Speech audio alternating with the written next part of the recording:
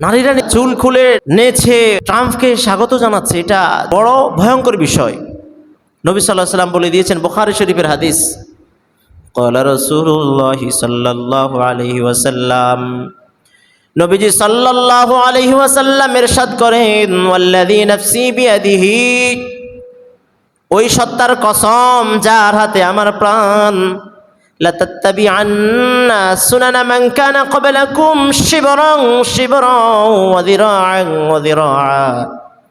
নবী সাল্লাল্লাহু আলাইহি ওয়াসাল্লাম বলেন, তোমরা তোমাদের পূর্ববর্তীদেরকে এমনভাবে অনুসরণ করবে, তাদেরকে এমনভাবে প্রতিটা ধাপে ধাপে শিবরং শিবরং ওয়া যিরাআন ওয়া যিরাআ, প্রতিটা ধাপে ধাপে প্রতিটা ক্ষেত্রে তোমরা তাদেরকে অনুসরণ করবা।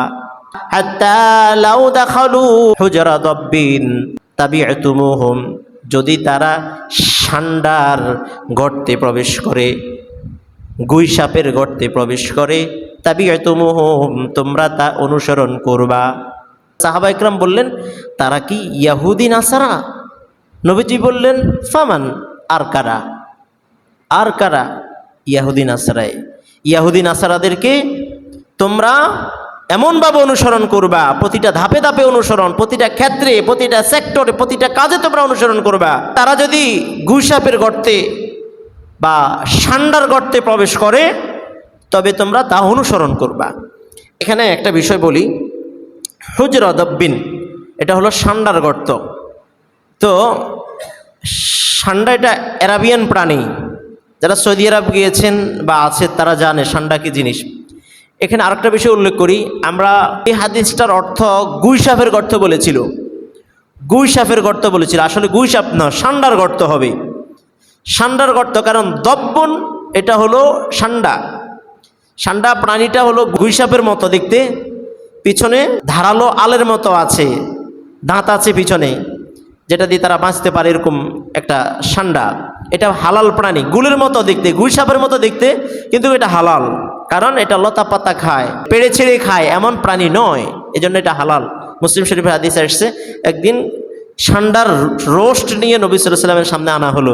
নবী সাল্লাল্লাহু আলাইহি ওয়াসাল্লাম বললো, তোমরা খাও, আমার রুচি কুলায় না, আমি খাবো না। তাই বলে এজন্য যে রাসূল খেতে আদেশ করেছেন, তার মানে এটা হারাম নয়, কি হালাল। আরেকটা কথা বলি, গতকালকে শুধু ষান্ডা নিয়ে সোশ্যাল মিডিয়ায় বিভিন্ন টিভি চ্যানেল আর ষান্ডার লেখালেখি, ষান্ডার আলোচনা চলছিল। তো যাই হোক, বাংলাদেশের অবস্থা হলো এমন, কোনো একটা ইস্যু আসলেই সেইটাকে মানে কি এক অবস্থা করে ফেলে, ষান্ডা, পানির বোতল, কি এক অবস্থা করে ফেলছে। যাই হোক, আমার বলতেছিলাম যে আমাদের দুঃখের বিষয় হলো, পৃথিবীর অবস্থা হলো, পৃথিবীবাসী, পৃথিবীর বিশেষ করে আরব শাসকরা এখন আপনার ইহুদি খ্রিস্টানদেরকে এমনভাবে প্রতিটা ধাপে ধাপে প্রতিটা ক্ষেত্রে অনুসরণ করতেছে। নবীজি যেটা বলে গিয়েছিলেন যে তোমরা তাদেরকে লাতাত্তাবিআন্না সুনানা মান কানা ক্বাবলাকুম, তাদের অনুসরণ, তাদের কৃষ্টি কালচার অনুসরণ এমনভাবে প্রতিটা ধাপে ধাপে করবা, শিবরং শিবরং ওয়া যিরাআন ওয়া যিরাআ, প্রতিটা ক্ষেত্রে তোমরা করবা। হাত্তা লাউ দাখালতা হিজরা দাব্বিন তাবি'তুমুহুম, যদি ষান্ডার গর্তেও প্রবেশ করে, গুইসাপের গর্তেও প্রবেশ করে, তোমরা তা অনুসরণ করবা। আজকে সৌদি আরব, কাতার, দুবাই, এ সকল রাষ্ট্র যেভাবে ট্রাম্পের পিছনে ছুটছে, ইহুদি খ্রিস্টানদের পিছনে অনুসরণ করতেছে, এটা পৃথিবীর জন্য একটা রেড সিগন্যাল। ভালো দেখাচ্ছে না, ভালো হচ্ছে না।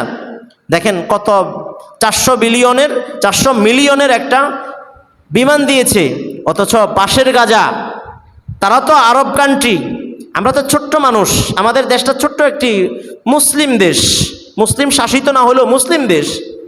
আমাদের থেকে গাজাবাসীদের জন্য সংহতি ছিল, কত আর্তনাদ, কত দোয়া, কত মানুষের আর্তনাদ ছিল, দোয়া ছিল।